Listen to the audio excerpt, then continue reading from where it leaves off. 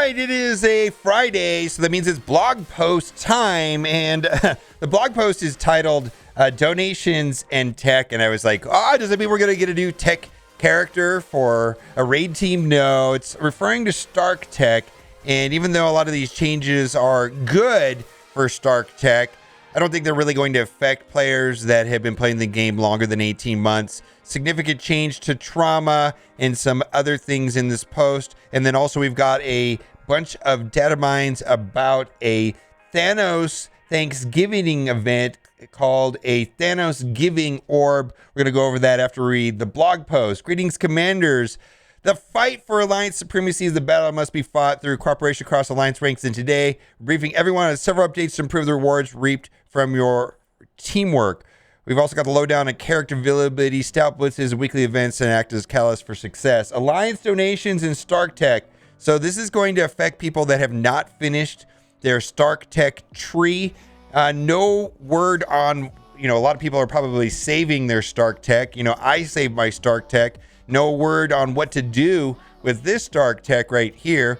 If you remember back when they did a beta gameplay test, like a player beta test for the new Alliance war, they were going to use this currency to add the 2 extra rooms based on the players' feedback. They removed that. I think that was a good move. I'm going to continue saving it. I'm also saving this currency because one of the data mines suggested that we're going to get teal war orbs sometime in the future. Alliance donations to Stark Tech have been tools for alliances for some time now, but with more active alliances than ever in Marvel Strike Force, we want to update the feature to help improve alliance progress for new and veteran commanders alike. Our goal is to reduce the time it takes new alliances to level up and lower the cost of Stark Tech for all. Here's what's coming in the new version 5.9 release. Alliance donations. Basically, right now this system takes about 18 months to max out, and the long and the short of it is that it's going to happen a lot faster, but they're not expanding it in any way. So if you've already finished your Stark Tech, this will mean nothing. The first big update, as you notice, there will be doubling Alliance XP rewards from Alliance donations for the basic, premium, and elite donations, as well as the Alliance XP reward for the daily objective donation. Additionally, the cost of making power core donations and refreshing your Alliance donations will be reduced. When these improvements go live, you'll likely notice an increase in Alliance XP required to hit Alliance donation milestones. However, the new double XP payouts will compensate for that change and then some. Basically, after the first milestone, you'll be able to hit milestones with fewer players needing to contribute. Stark Tech, Tony Stark's powerful line of Stark Tech will also get an update. In addition to the above improvements, the cost to upgrade your Stark Tech will reduce for all the Stark Tech levels, especially for the early levels. So, this means nothing to people that have completed Stark Tech. If you have not completed your Stark Tech, which is like an 18-month process, from the way that I read it, it should be a faster process. Hopefully it's cut down significantly. Availability updates. So this is basically about the Doctor Strange What If costume, which is the dark path of Doctor Strange. And they're basically saying that he's not coming out. This costume has been earmarked for an event sometime in 2022, and then they kind of say go theorize about that. And it seems like a lot of people keep talking about supernatural rework, new Doctor Strange Spider-Man movies, talking about how there could be some evil Doctor Strange. All kinds of people have different ideas on what that could mean. And then also Silver Samurai will be heading to the Elite Store on the 17th, and also happening right around that time, the 17th is a Wednesday. On Thursday, Dark Dimension 5 will be opening on November 18th, and I'm curious to see how many people, that's on Thursday, how many people are going to be ready to go and participate in that. I'm hoping that at least a couple people, but when that happens, I'm going to start, I've been putting this off, doing my planner.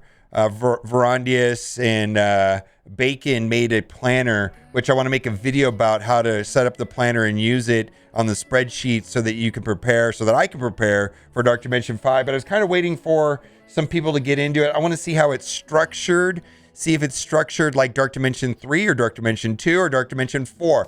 All three of those Dark Dimensions were very, very different. Dark Dimension 2 had high health. Dark Dimension 3 had insane amounts of damage and was generally considered unfun.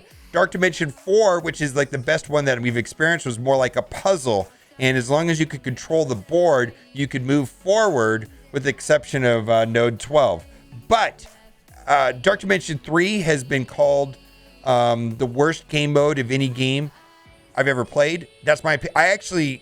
I honestly can't think of a single game mode or game that is worse than Dark Dimension 3 in my history of playing games in their entirety. I'm not exaggerating, not being dramatic. Dark Dimension 3 is garbage compared to Dark Dimension 4.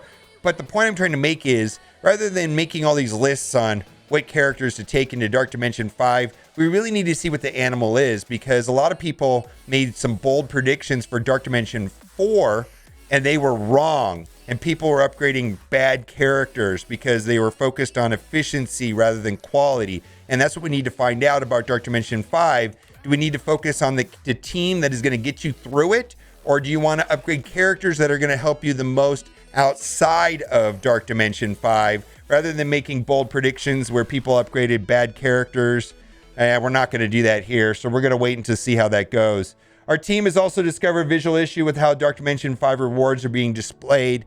And basically, they said that it's going to, in-game, it's going to show up wrong, and then it'll get fixed later. But at the end of the day, we're fixing this visual art in a future release. But until then, keep in mind that we'll be receiving a total of over 9,000 gear parts and pieces upon completing your first run, in addition to Dormammu and his 2 Red Star promotion. Okay, Trauma update. I'm going to say that I think this is a good move right here. The problem with Trauma, I'll just read. The problem with Trauma is that it didn't work. It did work correctly, but the problem was it made it look like Kestrel and Deathpool were like healing it and getting rid of it, and then it wasn't affecting them because it was expiring at the beginning of the turn rather than the other end of the turn. So they're going to change that way it works, and I think this is going to be a good change. It's going to make Trauma a lot more powerful. Soon be making minor modifications how Trauma functions, have significant impact on certain characters. Currently, a character inflicted with Trauma will clear it at the start of the character's turn. This created a perception that certain characters with the ability to clear debuffs themselves, like Deadpool and Kestrel, are clearing Trauma because of their passive ability. In actuality, the Trauma debuff is expired when it is intended, not because of their passive abilities, as this likely is to cause indefinite confusion with some players. We're planning on updating the Trauma expires in the near future. Characters infected with Trauma will have their debuff expire at the end of their turn after taking their actions instead of the beginning of their turn. This will make Trauma more potent than it is now, and the team will be closely monitoring these effects of this change to ensure it's creating the desired results. So as long as this doesn't break the game, I think this is a good change. Blitz is relatively uneventful. We're going to have 2 blitzes upcoming, I believe, Wasp and Iron Fist. And then also there's going to be, they're talking about why they changed the way it works. Basically, before, if you were using the same team, it would pre-populate the team. Now you have to hit find opponent rather than it pre-populating the first team. And the reason why they had to do that is because it was overloading the servers. And so now, instead of when you finish your match, it doesn't populate the team. You have to toggle, then populate the team. And this is apparently going to help their servers be more stable. Upcoming blitzes is going to be Wasp and Iron Fist. Double drops on X-Force. 2 times 0 is 0. We're going to get the Need a Hand monthly event. And then rounding out is on November 19th is a chance to boost your commander level again. Another run of the double XP bonus event. Commanders level 14 above will earn double XP towards the campaign notes for a limited time. And so that will help people get towards level 85 if you're not already at level 5.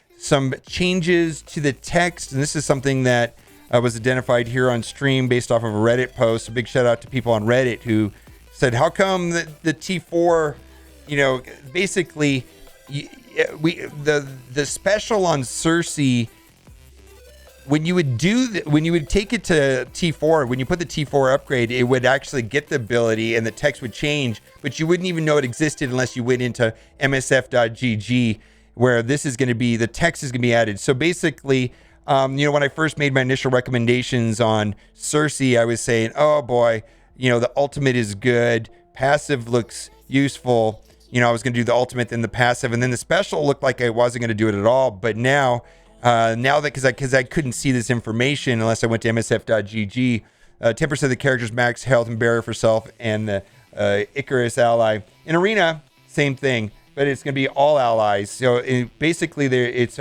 goes from 20 to 30, and 30 of the max health is going to be the cap. So probably if she's going to be an Arena character, probably going to end up doing all the T4s, at least those 3 right there. I'm going to start with the ultimate, do the passive, and then lastly do the special. And that'll do it. There's also some Dead of Mines on a Thanos event coming up, and no real details, but it looks like we're going to have another Blitz event. And then also, not in this post, is details of the Icarus. The details of the Icarus event. It's going to be some sort of event, but I'm not sure what kind of event. It could be, there's all kinds of events. It could be a milestone event. It could be a Blitz event. It could be a event campaign. But so we don't know. But there's going to be another event near around Thanksgiving. But we should know here pretty soon in the next couple of days how Icarus is going to be released. Also, head over to Tana's Discord server. I'll put a link to that in the description. Usually the data mines there. If you're interested in data mines, he probably has the best place to find data mines. All right, let me know what you think in the comment section. And as always, thanks for watching. Keep on gaming.